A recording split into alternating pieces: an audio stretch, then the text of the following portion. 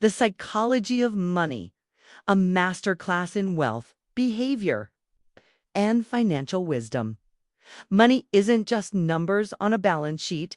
It's a reflection of human nature, mirror into our deepest fears, desires, and behaviors. In The Psychology of Money, Morgan Housel masterfully unpacks the hidden forces shaping our financial decisions, revealing that success with money isn't about complex formulas or Wall Street strategies. Instead, it's about mastering the psychological game of wealth, understanding why we think, feel, and act the way we do about money. Since its release in 2020, this groundbreaking book has transformed the way millions perceive wealth, investing, and financial freedom.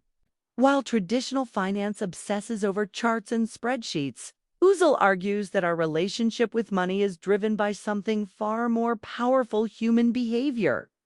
The hidden forces behind financial success. What if I told you that the biggest threats to your financial future aren't market crashes, inflation, or economic downturns, but your own mind? Through gripping real-world stories, Housel exposes the dangerous cognitive biases that quietly sabotage our financial well-being: loss aversion, overconfidence, hindsight bias, and the illusion of control. We make financial decisions based on emotions, past experiences, and social pressures, often without even realizing it. And here's the kicker: wealth isn't built on intelligence. It's built on behavior. It's the ability to stay patient, resist impulsive decisions. I think long-term separates those who achieve financial freedom from those trapped in a cycle of bad choices. A Tale of Two Fortunes. Extravagance versus discipline. Money reveals character. It exposes who we are beneath the surface. And nowhere is this more apparent than in the stark contrast between two men: a reckless tech executive and an unassuming janitor.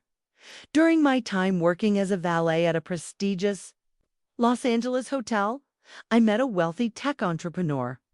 A genius, yes, but also a cautionary tale. He spent extravagantly, flaunting his wealth as if it were a game.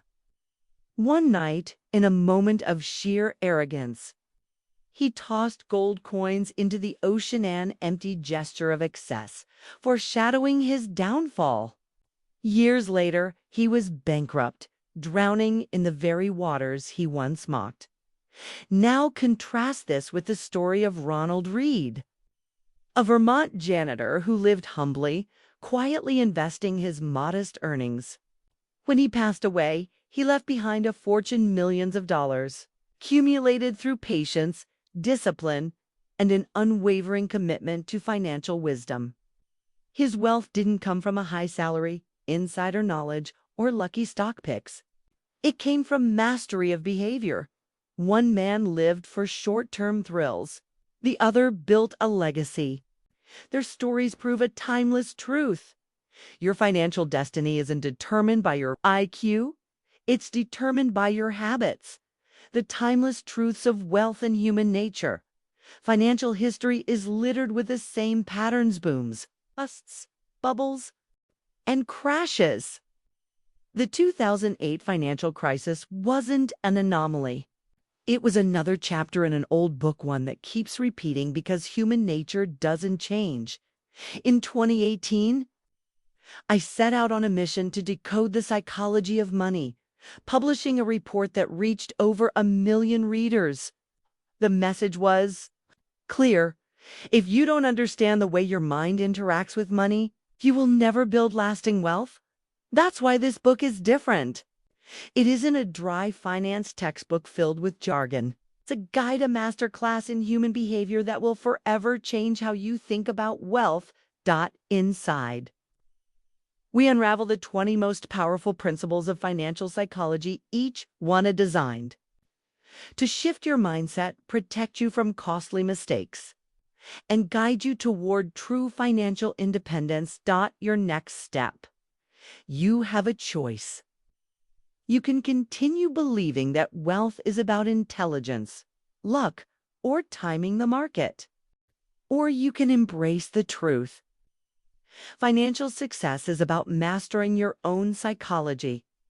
The wisdom inside the psychology of money is your roadmap, a guide to navigating the emotional roller coaster of wealth building, a compass that will lead you toward financial security, peace of mind, and ultimately freedom. This isn't just a book, it's a revelation. And once you see money through this new lens, you will never look at it the same way again. Step forward. The journey begins now. Chapter 1. No one's crazy. Money is deeply personal. What may seem irrational, even reckless to one person can be the most logical choice for another. In this chapter, Morgan Housel dismantles the myth that people make crazy financial decisions. Instead, he reveals a profound truth. Every financial choice is a reflection of an individual's lived experiences, shaped by their upbringing, environment, and the economic conditions they've endured. Consider this: someone who grew up during the Great Depression will treat money with an almost obsessive caution, hoarding every dollar as if the next collapse is around the corner. Meanwhile, a person raised in an era of economic prosperity may embrace risk, believing wealth is abundant and easily replenished. Neither perspective is wrong, they are simply different realities. Molded by time and circumstance, Housel explores how our financial decisions are not purely mathematical, but deeply emotional. Pride, ego, fear, and even societal pressures influence our choices far more than cold, hard logic. We like to believe we are rational beings, but in truth, our financial behaviors are often dictated by subconscious biases and the incentives placed before us. This chapter also highlights how modern financial systems, retirement savings, stock market investments, credit cards, and student loans are relatively recent inventions. Because of this, society is still learning how to navigate them. Missteps and misunderstandings are inevitable, not because people are ignorant, but because they are operating within a system that is still evolving. The core message is clear. No one is crazy when it comes to money. People make decisions based on the world they know. To judge someone's financial behavior without understanding their experiences is to overlook the deeply human nature of money itself. With this foundation, the book sets out to unravel the hidden forces driving financial choices, forces that are often invisible, yet profoundly influential in shaping our financial destinies. Chapter 2. The Hidden Hand of Luck and Risk. Success and failure are never as simple as they seem. Beneath every triumph lies an intricate web of fortune, and behind every downfall lurks an element of risk. In this chapter, Morgan Housel dismantles the illusion that success is purely a product of skill and hard work, revealing the profound and often uncomfortable truth: luck and risk shape our destinies in ways we rarely acknowledge. Take the story of Bill Gates, a visionary who revolutionized the tech industry. His genius is undeniable, but his journey was also paved with extraordinary luck. As a teenager, Gates attended Lakeside School, one of the only institutions in the world at the time with access to an advanced computer. This rare opportunity, one in a million stroke of fortune, set him on a path toward unprecedented success. Contrast this with the fate of Kent Evans, Gates's childhood friend, who was equally ambitious and intelligent. By all accounts, Evans was destined for greatness. Fate had other plans. A tragic mountaineering accident cut his life short, robbing him of a future that might have been just as remarkable as Gates's. Their diverging paths serve as a stark reminder: Luck and risk are two sides of the same coin, constantly at play in ways we can neither predict nor control. Yet society rarely sees it this way. Success is often attributed solely to talent and effort, while failure is blamed on incompetence or laziness. This simplistic narrative ignores the invisible forces that tilt the scales. Forces that can elevate one person to unimaginable heights, while pulling another into the depths of misfortune. The key takeaway? Humility in success and empathy in failure. Recognizing the roles of luck and risk allows us to approach life with greater wisdom, understanding that no victory is entirely self-made and no failure is entirely deserved. It urges us to shift our perspective to acknowledge the unseen hands that shape our lives and navigate uncertainty with a balanced mindset. Because in the grand game of life, the rules are not always fair. The dice are not always in our hands. And the line between triumph and tragedy is often thinner than we realize. Chapter 3. The Curse of Never Enough. What does it truly mean to have enough? In a world that glorifies relentless ambition, the concept of stopping, of recognizing sufficiency feels almost foreign. But as this chapter unveils, failing to grasp this fundamental truth can lead even the most powerful and wealthy to ruin. The chapter opens with a profound exchange between famed author Joseph Heller and a billionaire. As they stand in awe of the billionaire's staggering wealth, Heller calmly remarks, "I have something he will never have enough." This simple yet piercing statement holds a truth that many never realize. The ability to say enough is a form of wealth greater than any fortune. But what happens when enough is never enough? Enter Rajat Gupta, a brilliant businessman who ascended to staggering heights, only to be undone by greed. Despite already amassing immense wealth, he succumbed to the temptation of insider trading, a reckless pursuit of more that ultimately led to his downfall. Then there's Bernie Madoff, a financial mastermind who orchestrated one of the largest Ponzi schemes in history. He had wealth beyond imagination, yet it wasn't enough. His insatiable hunger for more cost him everything: his empire, his freedom, his reputation. These cautionary tales reveal the dark side of unchecked ambition.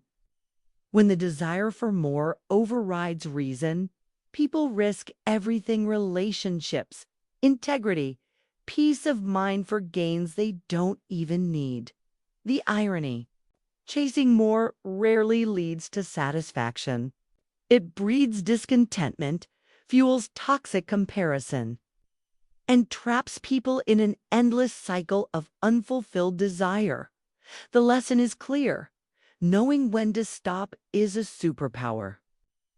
True wealth isn't measured by how much you accumulate, but by your ability to walk away from unnecessary risk, to protect what truly matters: your freedom, your reputation, your happiness.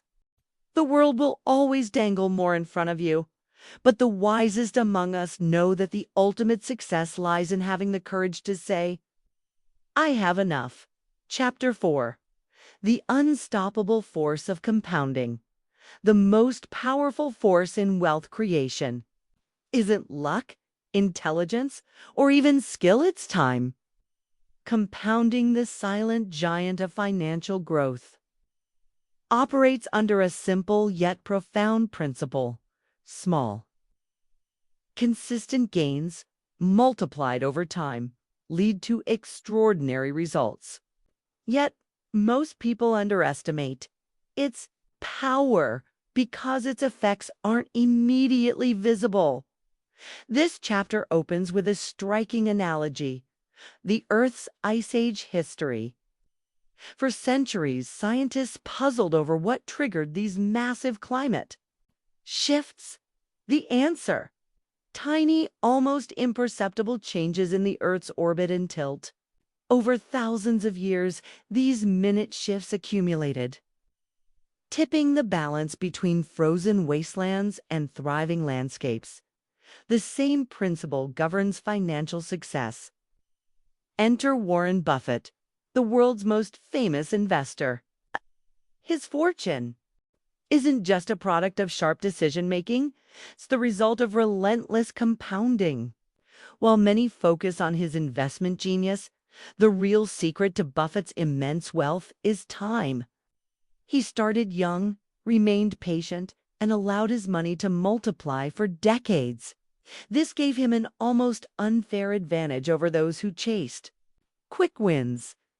The chapter then contrasts Buffett with Jim Simons, a legendary investor known for generating significantly higher annual returns. But Simons started investing later in life, while Buffett had decades of compounding working in his favor. The result? Buffett, despite low early returns, ended up far wealthier. The key lesson: high returns are meaningless without longevity time. In the market beats timing the market. The deceptive nature of compounding is further illustrated through the exponential growth of technology. When Gmail launched, offering a full gigabyte of storage, even Bill Gates scoffed at the idea. How could anyone possibly need that much? But today, we witness how exponential progress in computing, AI, and storage capacity has outpaced even the boldest predictions. The lesson is clear. What seems insignificant today can grow into something massive if given enough time. The chapter closes with a powerful takeaway. Compounding is a slow burn, but its effects are explosive. The greatest investors don't chase the highest returns.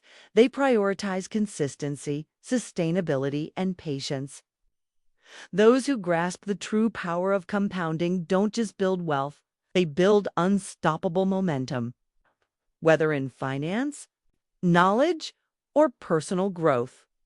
The secret to extraordinary success is deceptively simple. Start early, stay patient, and let time do the heavy lifting.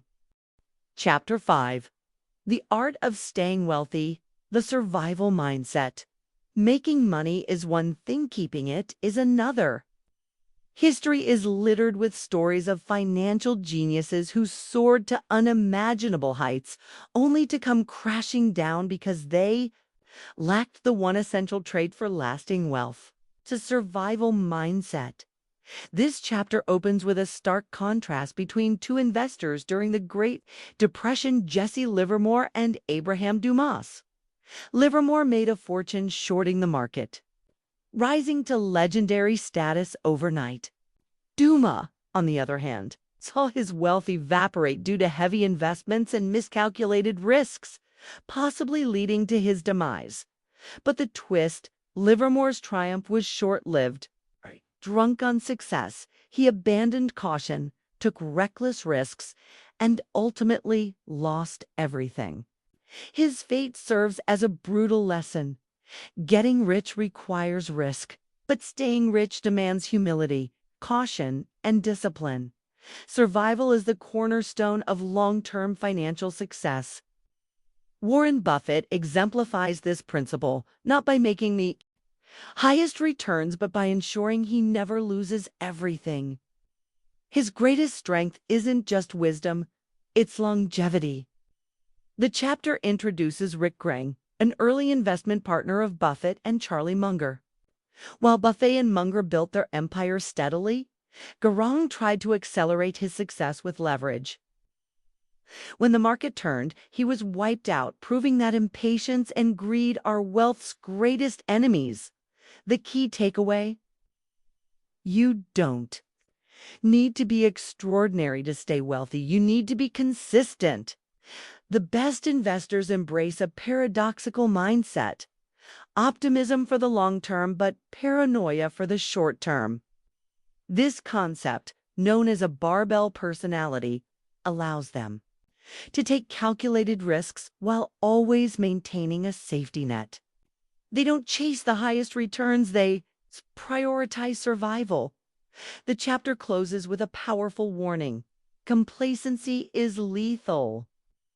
Overconfidence, excessive risk-taking, and disregard for financial safety are the fastest routes to ruin. The true masters of wealth understand that fortune favors those who plan for adversity, respect uncertainty, and never assume they are invincible. Chapter 6. The power of tail events: why success is never evenly distributed. In 1936, Heinz Berggruen fled Nazi Germany, an unremarkable young man with no clear path to success. Decades later, he became one of the most powerful art dealers in history. In 2000, he sold a portion of his collection to the German government for over 100 million euros, a fraction of its actual market value, which exceeded $1 billion. His story reveals a truth that most fail to grasp. Great success is rarely the product of steady, linear progress. It comes from a handful of extraordinary wins. This chapter unveils the concept of tail events, the rare, high-impact moments that drive the majority of outcomes. In the world of finance, investing, and business, success isn't evenly distributed. Instead, a few exceptional decisions, investments, or opportunities account for nearly all the gains. Consider Disney. The empire we know today was built on a single higher-risk bet: Snow White and the Seven Dwarfs. If that film had failed, the company may not have survived. The same pattern holds in venture capital, where a handful of blockbuster investments generate nearly all the returns. Even in the stock market, long-term wealth is driven by a tiny fraction of companies, while most barely break even or fail. But tail events don't just create success, they expose vulnerability. Companies like Carol Co., once a powerhouse in Hollywood, crumbled when a few critical failures wiped out their fortunes. The 2008 financial crisis serves as another brutal example: decades of economic growth undone by a handful of catastrophic miscalculations. Legendary investors like Peter Lynch and Warren Buffett understand this reality better than anyone. They don't aim to win on every bet, they focus on making a few truly exceptional decisions. Accepting failure and setbacks isn't just necessary. It's the price of admission for greatness. The chapter closes with an urgent lesson. Success is messy, unpredictable, and often dominated by a few game-changing moments. To thrive, one must embrace uncertainty, endure the setbacks, and position themselves for the rare opportunities that change everything. Chapter 7. Freedom, the ultimate currency of wealth. What is the highest form of wealth? It isn't a seven-figure salary, a sprawling mansion, or a luxury car. It's something far more valuable: freedom. The ability to control your life, to do what you want, when you want, with whom you want. That, above all else, is priceless. Angus Campbell's groundbreaking research reveals a profound truth. The sense of control over one's life is a far greater predictor of happiness than any external measure, more than salary, more than job, title, more than the size of one's home. True wealth isn't about having more. It's about owning your time. This chapter dismantles the illusion that money's greatest purpose is to accumulate possessions. Instead, its real power lies in granting autonomy, the freedom to walk away from a toxic job, to take a break when your health demands it, to retire on your own terms. A personal anecdote illustrates this vividly. The author, once seduced by the prestige of a high-paying career, found himself miserable, trapped in a cycle of relentless demands. The realization hit hard: money without control is a golden cage. Psychologists call the loss of control reactance, the instinctive resistance to feeling powerless.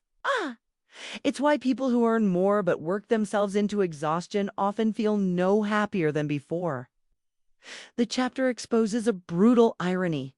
Despite historic increases in wealth, people today experience less control over their time.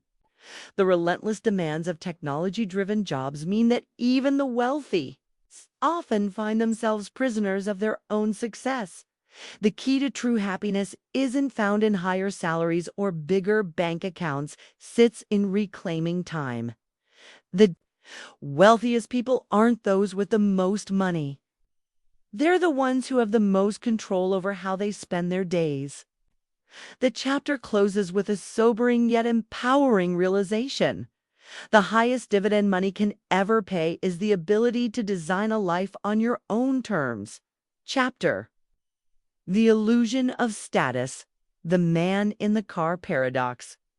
Among the countless privileges of being a valet, one stood out: the chance to sit behind the wheel of some of the most exquisite machines ever crafted. Ferraris, Lamborghinis, Rolls-Royces, the undisputed royalty of the automotive world.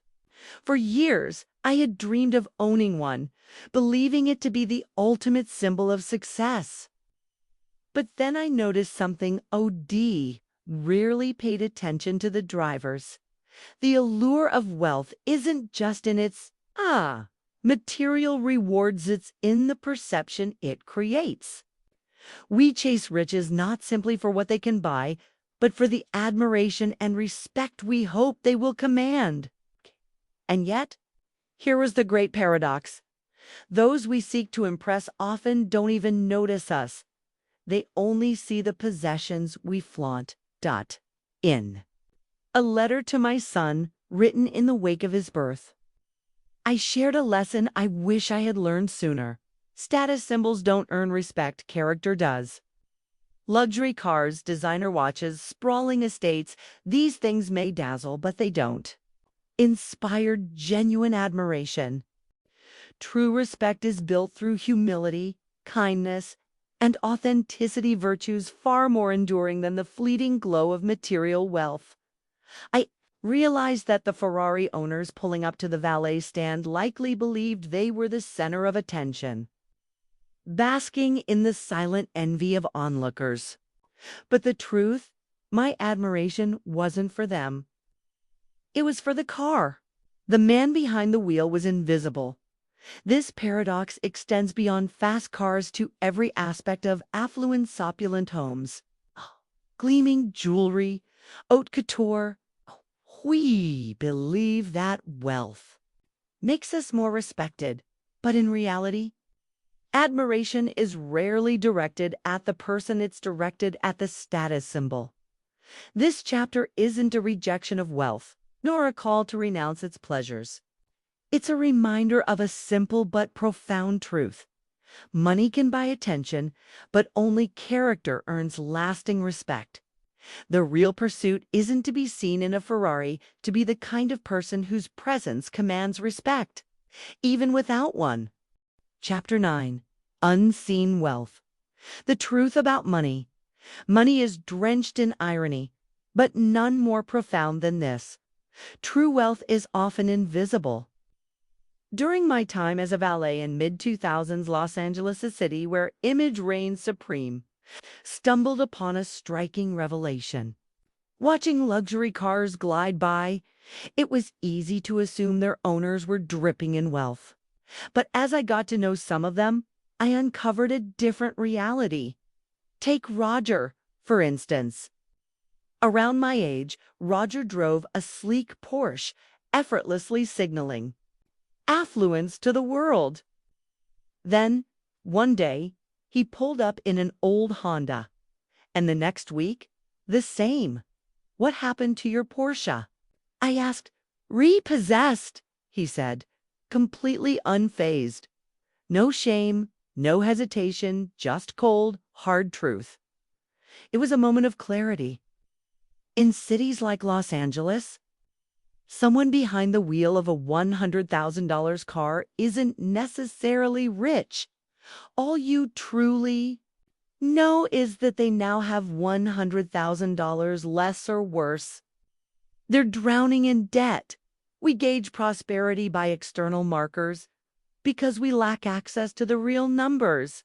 So we mistake extravagance for affluence. Cars, mansions, Instagram feeds modern. Capitalism thrives on illusions of wealth. The irony.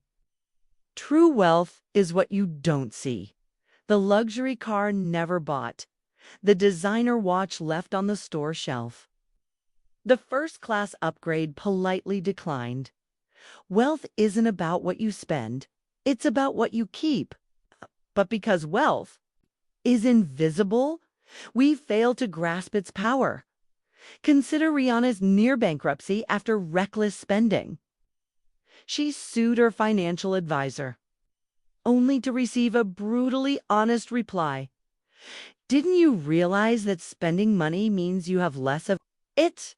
Simple, yet profound. Many people dream of being millionaires without understanding what that really means. They don't want $1 million in the bank. They want to spend $1 million. And that's the fastest way to stay broke. Investor Bill Mann put it, there's no quicker way to feel rich than to spend lavishly. But real wealth, that comes from restraint. Distinguishing wealth from riches isn't just wordplay, it's the foundation of sound financial choices. Riches reflect income. Wealth reflects unspent income. The rich broadcast their success. The wealthy remain unseen. Wealth grants freedom, the ability to say no, to walk away, to seize opportunities. Like diet and exercise, wealth building isn't about indulgence. It's about discipline. But here's the challenge. It's hard to find role models for invisible success. The truly wealthy don't flaunt their savings accounts or retirement portfolios. They don't wear their net worth on their wrist. They don't need to. Society conditions us to equate money with consumption. But real wealth isn't about owning it, about owning your time. Understanding this principle is the key to financial transformation.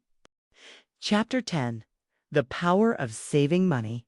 Saving money shouldn't require persuasion, yet for many, it does. Once people hit a certain income threshold, they split into 3 groups: those who save, those who believe they can't, and those who think they don't need to. Here's the raw truth. Wealth isn't about income or investment returns nearly as much as it's about how much you keep. Think of the 1970s oil crisis. The world feared running out of fuel, yet catastrophe was avoided. Why? Because instead of just finding more oil, we became radically more efficient with what we had. The same principle applies to money. Financial success isn't just about earning more, it's about optimizing what's already in your hands. We can't control investment returns. Markets are unpredictable. But what we can control are spending. Our savings rates is the real game changer. If you believe financial success depends on landing a higher salary or hitting jackpot investment returns, you'll feel like wealth is always out of reach. When you realize that saving, not earning's the foundation of wealth, everything shifts. Wealth isn't about having more, it's about needing less. And you can achieve financial independence on an average salary if your savings rate is high enough. Most people chase minor improvements in investment returns while overlooking the simplest, most powerful financial move. Spending less. Yes, a higher income helps. Yes, strong investment returns are great. But both come with risks, effort, and uncertainty. In contrast, controlling spending through humility and discipline is a guaranteed wealth-building strategy.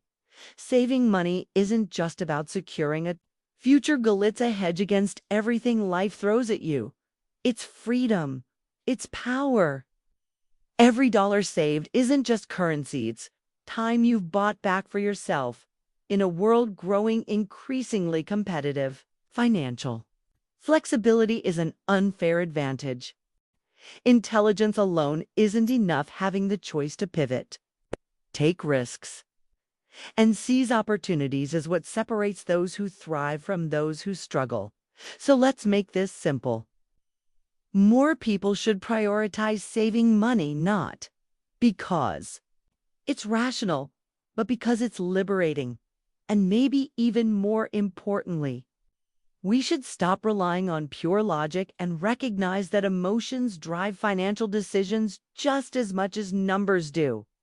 Understanding human behavior is just as crucial as understanding finance. Mastering money isn't just about accumulation, it's about control. And those who control their money control their future. Chapter 11. Reason over rationality. When it comes to financial decision-making, one of the most overlooked yet critical distinctions is the difference between being rational and being reasonable. The conventional wisdom in finance often dictates that cold, mathematical rationality should govern every decision, reducing human behavior to a spreadsheet of probabilities and expected values. But here's the undeniable truth. You are not a machine. You are human, flawed, emotional, and deeply influenced by your experiences. It took me years to fully grasp this concept. But once I did, it revolutionized my approach to finance. Striving for pure rationality is not only impractical, but it also ignores the reality of human nature.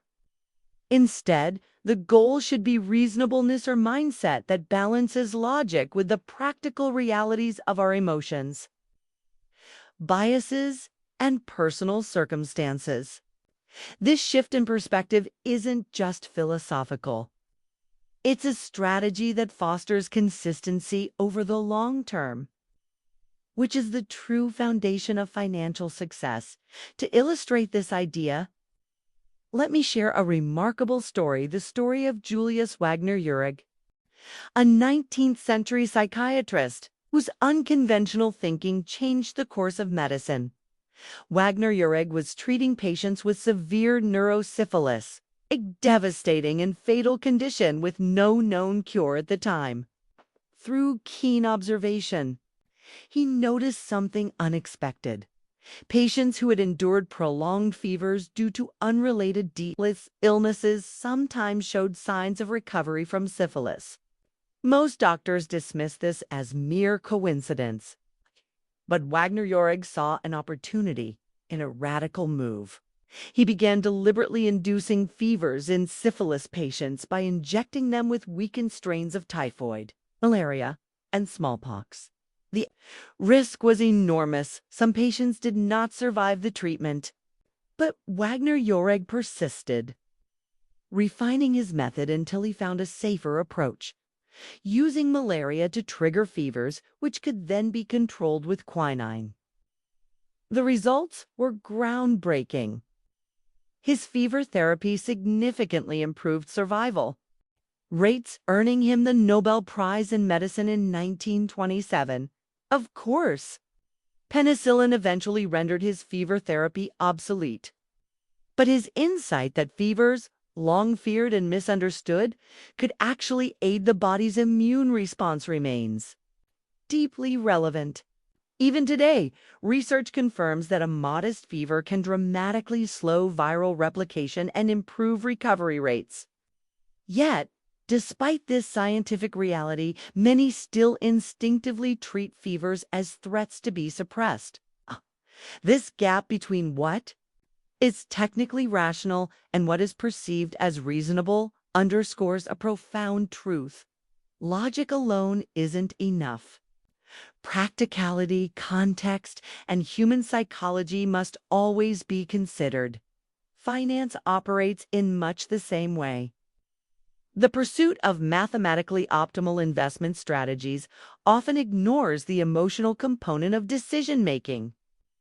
In academia, financial Models emphasize risk-adjusted returns and statistical efficiency. Yet real-world investors care just as much, if not more, about emotional stability and peace of mind. Consider Harry Markowitz, the Nobel laureate and father of modern portfolio theory. His work provided a framework for mathematically optimizing investment risk. But when it came to managing his own money, Markowitz didn't blindly follow his own formula. Instead, he made decisions based on one key principle: minimizing future regret. This wasn't a purely rational approach, was a deeply human one. And yet, it worked. Similarly, traditional finance often preaches the necessity of detachment, urging investors to remain emotionally neutral about their investments. But in reality, having an emotional connection to your financial decisions can serve as a powerful anchor during turbulent times. Investors who feel genuinely invested beyond just the financial sense are more likely to ride out market downturns and stick to their long-term strategy, avoiding the panic-driven decisions that often lead to loss. In the end, while rationality provides the analytical tools for financial success, it is reasonableness that allows you to implement those tools effectively. The key is to accept that life, like the markets, is inherently inconsistent. And as Jack Bogle wisely put it, neither are our financial decisions. The sooner we embrace this reality, the more empowered we become to make decisions that lead to both financial security and peace of mind. Chapter 12. The Power of Surprise. The future is an untamed force, unpredictable, chaotic, and indifferent to our best-laid plans.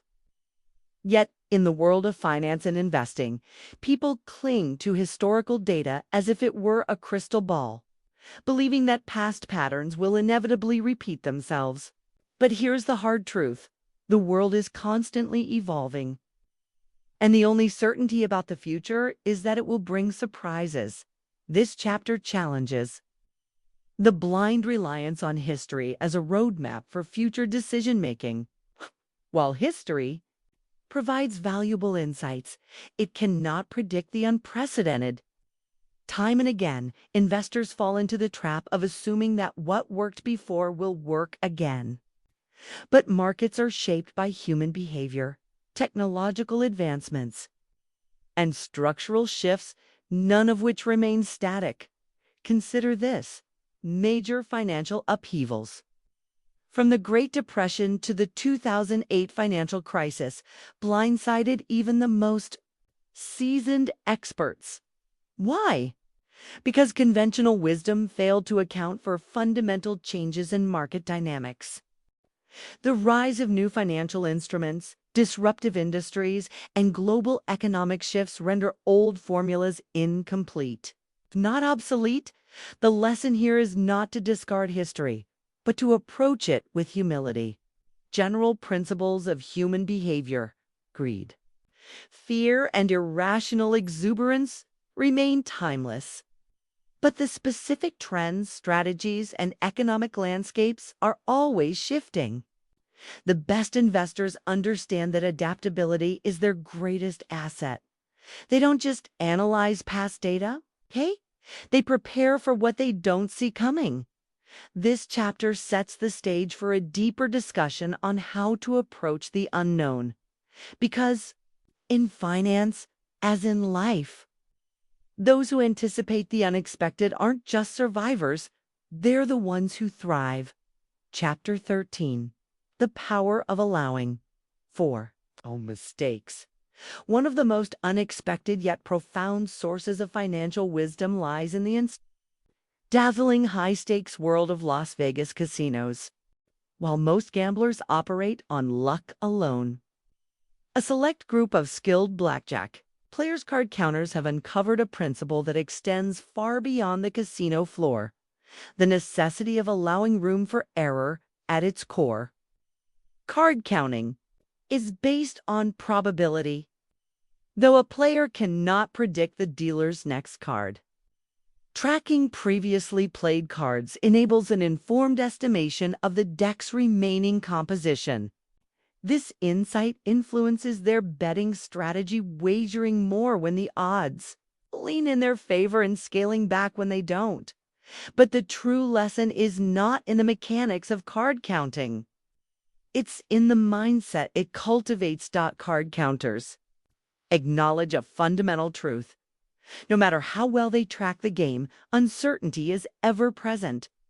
Their success isn't about eliminating risk, it's about respecting it. Even when the numbers favor them, they avoid reckless bets, knowing that overconfidence is the quickest path to financial ruin. They understand that small edges compound over time but can be instantly undone by a single moment of carelessness. The principle of allowing room for error extends beyond blackjack and into the broader world of financial management. Betting, too, aggressively, even when the odds seem favorable, can deplete one's bankroll and erase any advantage gained. The legendary card counter Kevin Lewis, whose exploits were depicted in Bringing Down the House, emphasized that while card counting statistically shifts the odds, it does not guarantee success in every hand or even every night. To survive inevitable losing streaks, a substantial financial cushion is essential. Without it, even the most skilled player or investor will eventually go bust. This philosophy mirrors Benjamin Graham's iconic principle of the margin of safety. In investing, assuming optimistic returns without considering potential downturns is a surefire way to court disaster. Instead, wise investors temper their expectations, preparing for outcomes worse than historical averages. This buffer not only shields against financial setbacks, but also fosters peace of mind in an unpredictable world. Financial wisdom demands a delicate balance, embracing risk while ensuring it never becomes existential. Leverage, for example, can turn routine fluctuations into catastrophic losses. The most dangerous risks are not those we foresee, but those that blindside us. This is why having savings without a predetermined purpose reserved for the unknowns, not just prudent, but essential. In the grand scheme of wealth building, allowing room for error is not an act of fear. It is an act of intelligence. It acknowledges that no plan is bulletproof, no forecast infallible. Preparedness is not a sign of weakness, but of mastery. By embracing this principle, individuals can navigate the turbulence of life with confidence, ensuring their financial future remains secure no matter what lies ahead. Chapter 14: The Evolution of Aspirations and the Art of Adaptation. There was a boy I once knew, brilliant, not in privilege or innate genius, but in sheer, unrelenting perseverance. Unlike many around him, he didn't possess shortcuts to success. What he did have was an unshakable dream: to become a doctor. The odds against him were staggering. He was older than his peers, lacked the resources others took for granted, and faced relentless skepticism. Yet, against all expectations, he made it. He climbed the insurmountable mountain, defied every doubt, and finally earned the title of physician. And then, years later, he told me something shocking in a candid conversation after the usual pleasantries. He described his career in a single word: awful. The passion that had once fueled his every waking moment had been eroded by the relentless grind. The unending stress, the sheer exhaustion, the very dream that had once given his life meaning had, over time, become his prison. This is one of the most profound and often painful truths of human psychology. We are terrible at predicting what will truly make us happy. Envisioning a goal is exhilarating. Imagining the rewards, the sense of achievement, the validation. It's intoxicating. But reality rarely matches expectation. The grueling hours, the sacrifices, the unforeseen burdens, these rarely feature in the initial vision. And yet, they define the experience. This psychological blind spot has profound implications for financial planning. The end of history illusion illustrates this well. While we recognize how much we've changed in the past, we vastly underestimate how much we will change in the future. A child may dream of driving a tractor, only to later aspire to law school, then shift again toward a career with flexibility. Each stage brings new revelations, new constraints, and new recalibrations of what success truly means. Investing with a rigid, unchanging financial plan ignores the fundamental reality that our aspirations evolve. Charlie Munger famously explained the power of compounding. But staying the course for decades requires not only financial discipline, but also unwavering conviction. Rarity in a world where personal and professional priorities shift over time. The unwavering commitments of figures like Warren Buffett or Ronald Reagan are the exception, not the rule. Financial planning, therefore, must be dynamic, must accommodate life's shifting landscapes, balancing savings, career ambitions, leisure, and family. The greatest financial regret often stems from failing to adapt, clinging to outdated goals, refusing to pivot, and letting the sunk cost fallacy dictate decisions. The wisdom lies in recognizing when to persist and when to release. True financial mastery is not about rigidly adhering to a single goal for life. It's about building a system that thrives amidst change. It's about designing a financial strategy that doesn't just survive the inevitable twists and turns, but embraces them, because in the end, the only certainty in life is that we will change. And the wisest among us prepare accordingly. Chapter 15. The truth resounds. Nothing comes without a cost. Every pursuit, especially those intertwined with money, carries a price. The challenge isn't just in recognizing the cost, it's in mustering the courage to pay it. Yet the true price often remains invisible until it's too late. It's like an overdue bill that suddenly demands payment.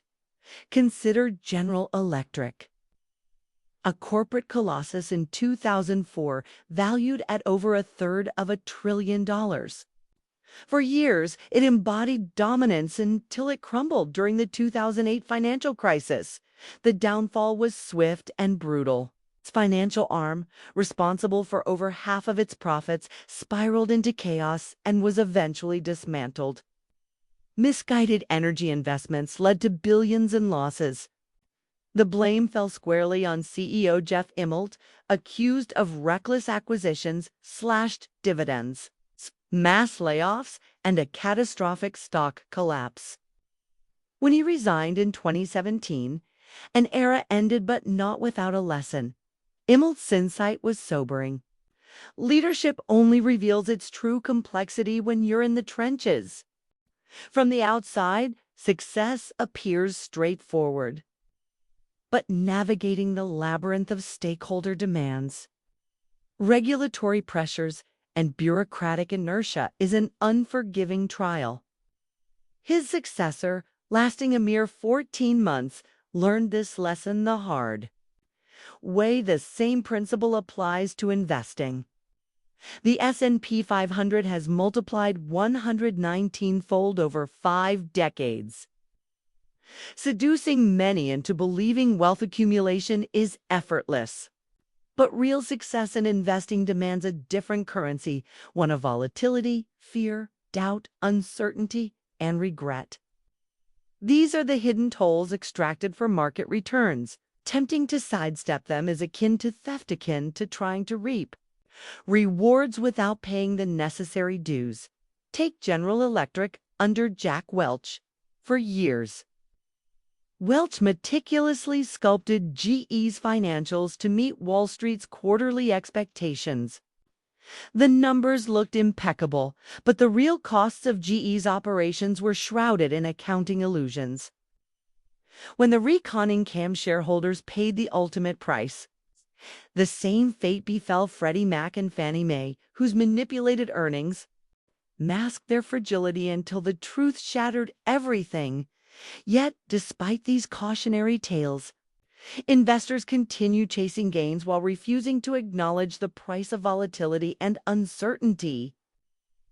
They see market downturns as fines to be avoided, rather than the cost of admission to long-term growth. But here's the truth: success has a price. Those who refuse to pay it, those who seek shortcuts, inevitably face financial ruin. Chapter 16. The Anatomy of a Bubble. Why they rise. Why they burst. The early 2000s saw the dot-com bubble explode, wiping out $6.2 trillion. Shortly after, the housing market collapse vaporized another $8 trillion in household wealth. These financial implosions didn't just ruin portfolios, they shattered lives. Why do bubbles form?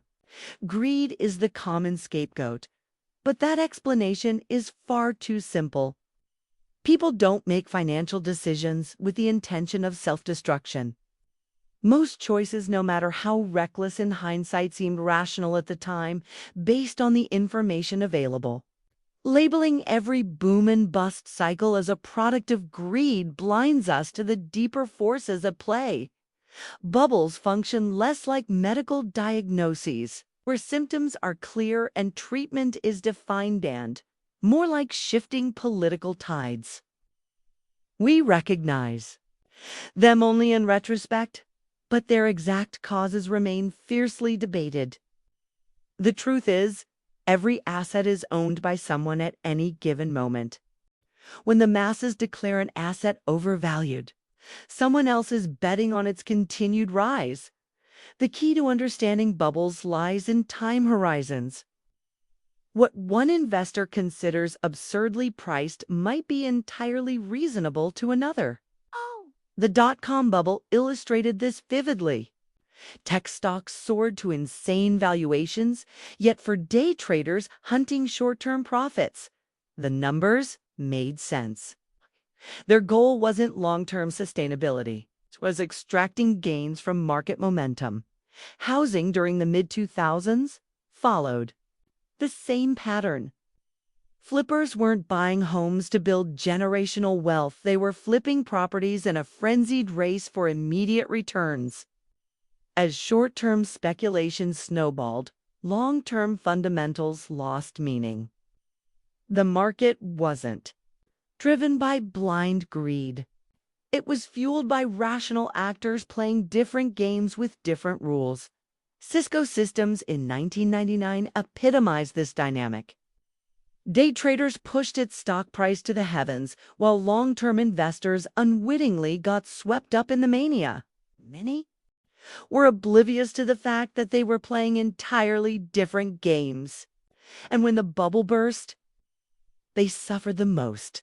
Investment decisions are often shaped by watching others, mimicking or rebelling against their moves. But when motives remain hidden, predicting behavior becomes nearly impossible.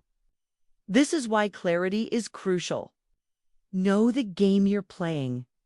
A passive investor seeking long-term wealth has no business following the frantic moves of a day trader.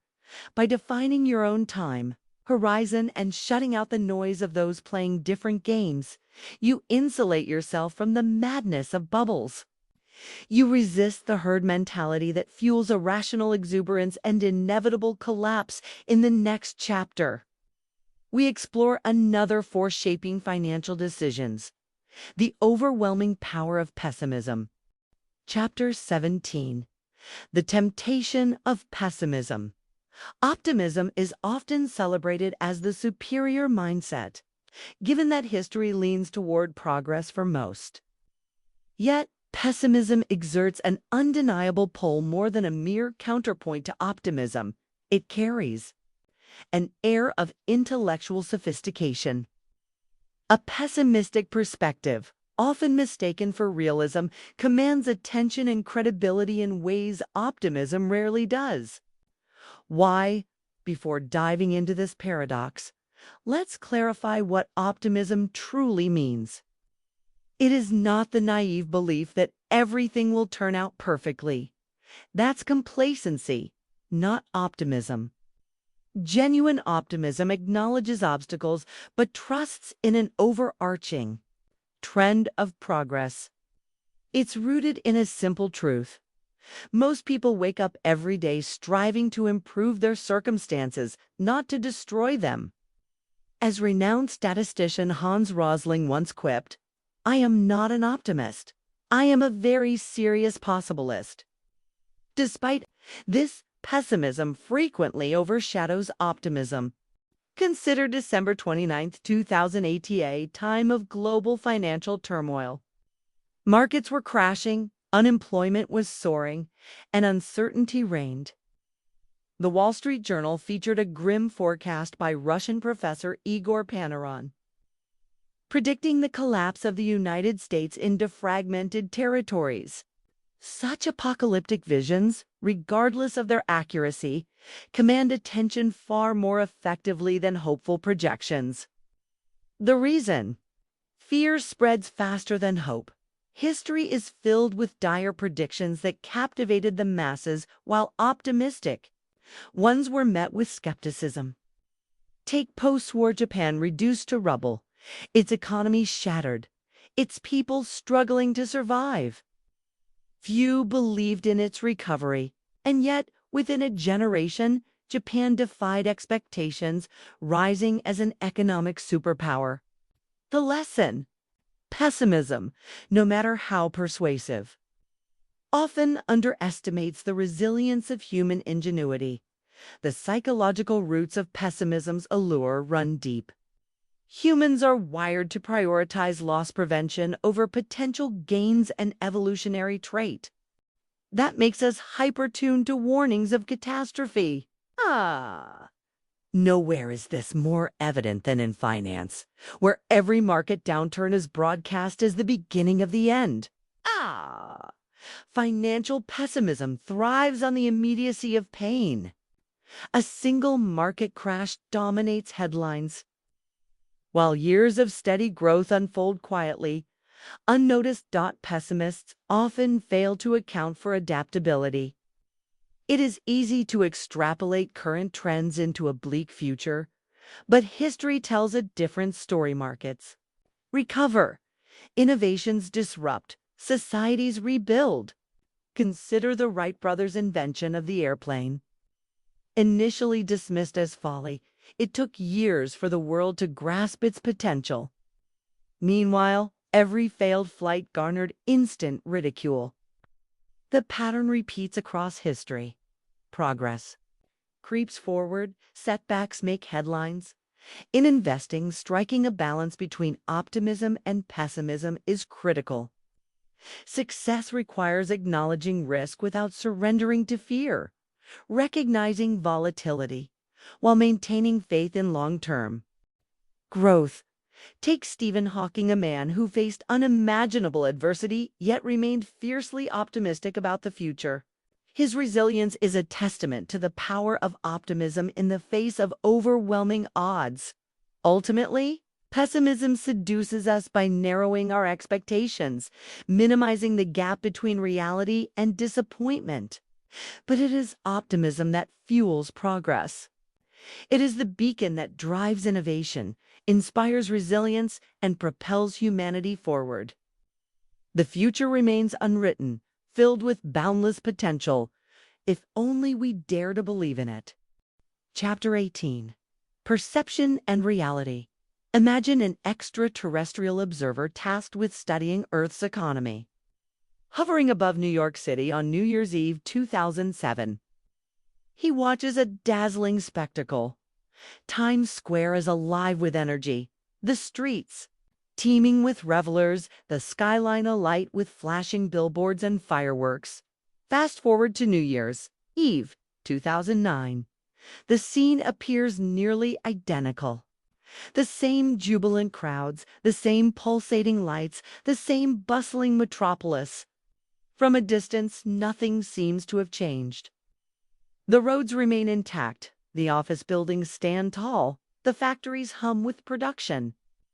Universities continue, churning out graduates. Innovation persists, smartphones proliferate, medicine advances, energy sources evolve. Yet beneath the surface, a silent catastrophe has unfolded. The alien delves into economic data and is stunned. In just 2 years, U.S. households have lost $16 trillion. Unemployment has surged by 10 million. The stock market has collapsed by half. The infrastructure, the knowledge, the resources, they all remain. So what changed? The answer lies in a force more powerful than numbers. Narrative. In 2007, the world embraced a story of stability, prudence, and endless prosperity. Markets were rational, the economy was sturdy, and the future was bright. By 2009, that narrative had unraveled. Fear replaced confidence, uncertainty replaced ambition. The economy did not crumble because of physical destruction. It crumbled because belief in its stability shattered. This is the power of storytelling. The economy is not just a collection of numbers.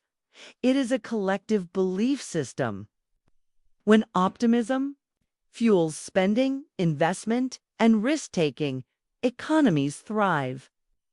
When fear takes hold, contraction follows. This phenomenon extends beyond economics to personal finance.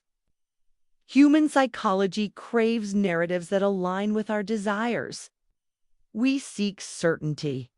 In an uncertain world, clinging to forecasts and predictions despite their dismal track record.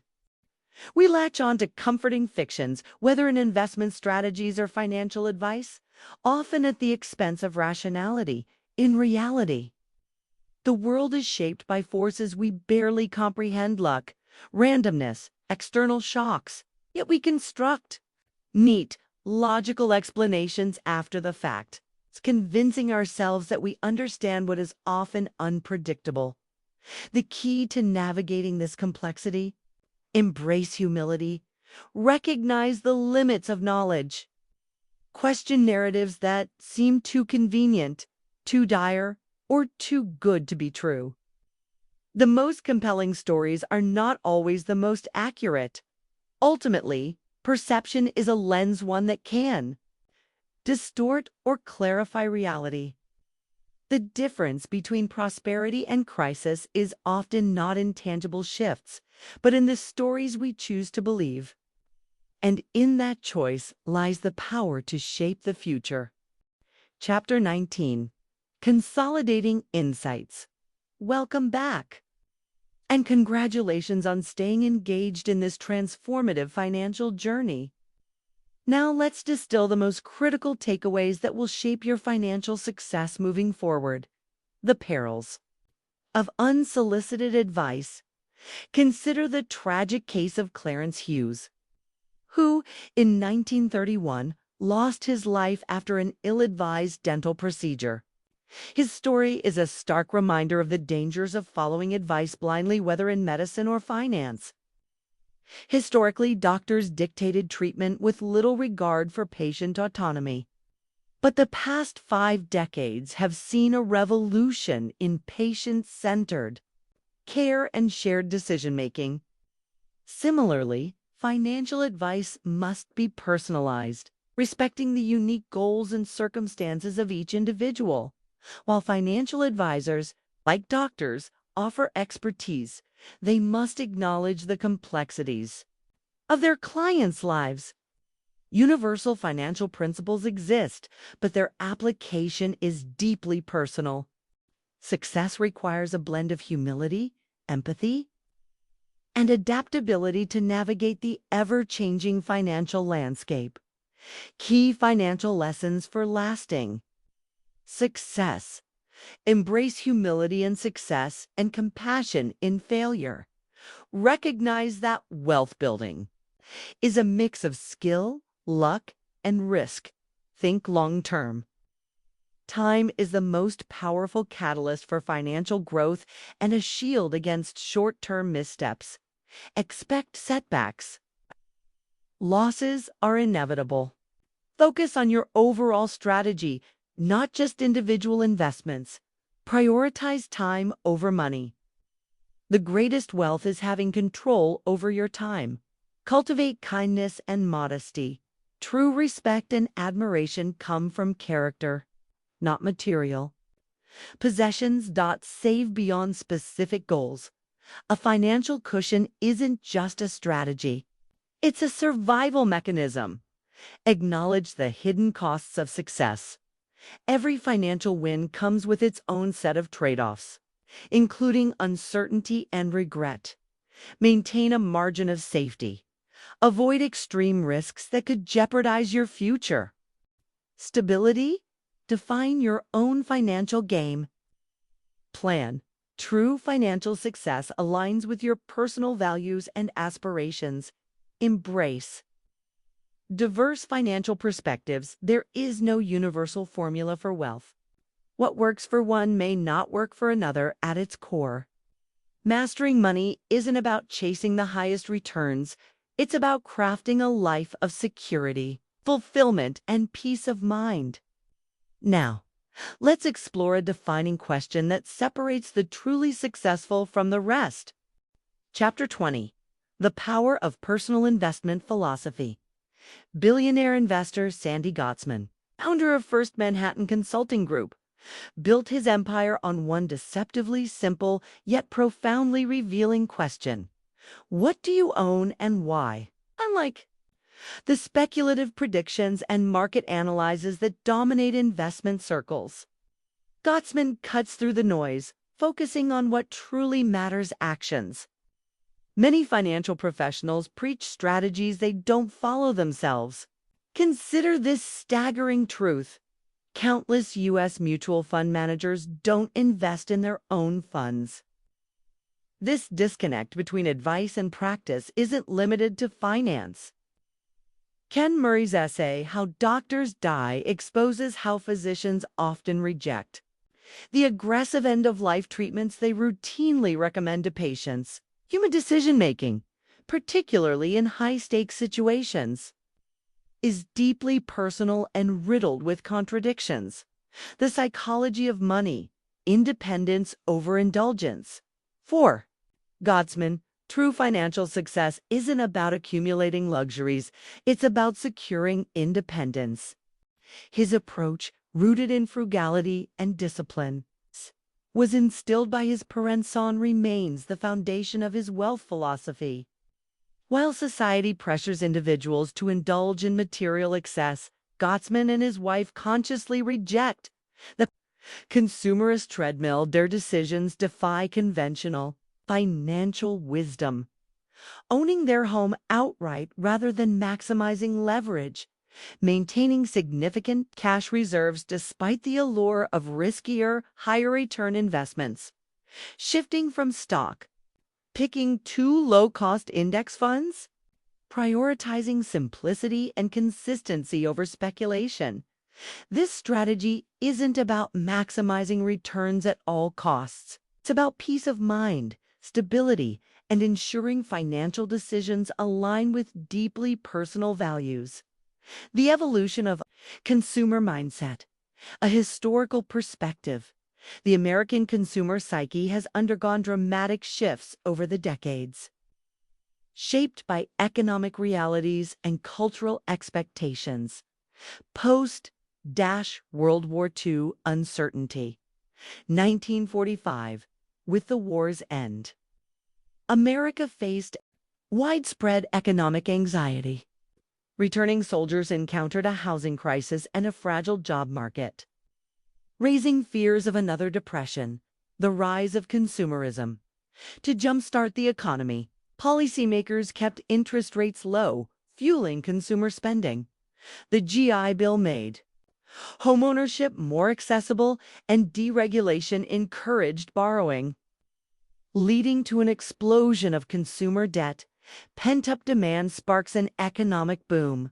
Wartime innovations drove productivity, creating jobs and raising incomes, further accelerating consumerism. The rise of inequality 1970s onward. Economic shifts, concentrated wealth among the top earners, breaking the post-war era's promise of shared prosperity. Cultural mismatch, expectations versus reality. While post-war ideals emphasized equal lifestyles, growing inequality created a stark divide between expectations and economic reality. Debt and the 2008 financial crisis. Easy credit fueled unsustainable consumption. When the housing market collapsed, the illusion of financial security shattered, forcing a societal reckoning. Political movements and economic backlash. The financial crisis birthed movements like the Tea Party and Occupy Wall Street, exposing deep frustrations with economic disparity. The role of technology and media. The digital age has amplified awareness of wealth inequality, intensifying social unrest and calls for reform. The future of consumer behavior. Though economic cycles shift, cultural expectations remain entrenched. The disconnect between what people expect and what reality delivers will continue, shaping consumer psychology. The road ahead. Ultimately, financial success isn't about following a single path, it's about forging your own, understanding the historical context of financial behaviors, aligning money with your values, and embracing independence over excess is the key to long-term fulfillment in a world of limitless financial possibilities. True wealth isn't just measured in dollars, it's found in the ability to live life on your own terms,